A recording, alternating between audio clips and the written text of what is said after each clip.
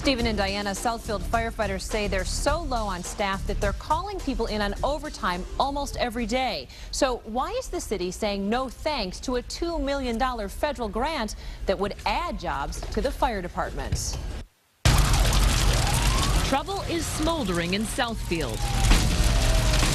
Firefighters say they're on track to respond to a record number of calls for help this year. Already, we are stretched beyond the point of where we can safely do our job. Hoping to beef up their ranks, Southfield Fire Captain Tom Colombo says they applied for something called a SAFER grant from the Federal Emergency Management Agency, or FEMA.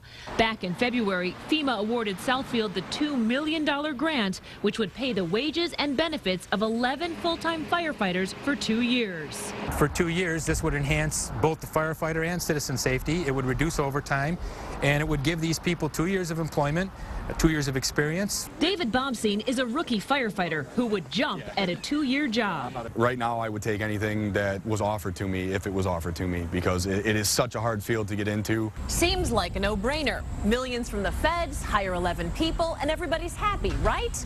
Wrong. It's more than 5 months later, and the city of Southfield still hasn't collected that free FEMA cash.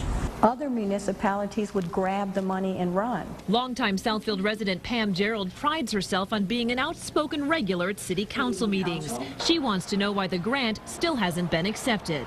I think the residents were duped and bamboozled. City leaders say the economic crisis that has reduced their tax base by $1 billion nearly forced them to lay off 49 firefighters. Before they could accept the grant, a millage had to be passed. So in May, voters overwhelmingly agreed to pay more taxes to save those jobs. But Deputy City Administrator Fred Zorn now says even with the millage, they don't want to be in the position of having to let firefighters go when the grant ends. It really doesn't make sense for good, fiscally prudent, managed communities to accept money knowing that in 2 years they're going to have to lay those folks off. That sounds like politicians who just don't want that on their watch. I mean, if you tell the people up front it's a 2-year gig, it's a 2-year gig.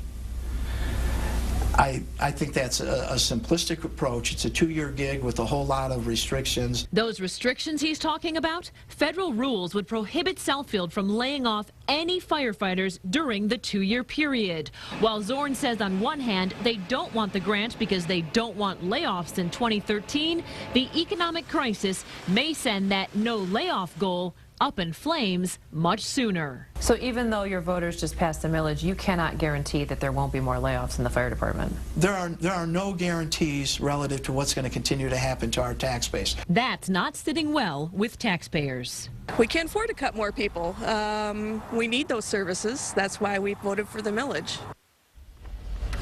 Southfield city leaders say when they gave the fire department the go-ahead to apply for this grant, the economic outlook was not nearly as dire as it is now for them. The city has already missed one deadline for accepting the FEMA grant. It's not clear when the city plans to tell the feds if they're going to take the money, but at this point it looks like they're not going to take it. It certainly sounds like there might be more layoffs coming. Yeah, in this day and age, you think they take the money and run. What happens to the money if the city turns it down? Well, FEMA can certainly give it to another community, so you would hope that Southfield would make a decision soon so another city can put some people back to work. At least somebody can get something out of it. All right, Heather, Thank you, Heather.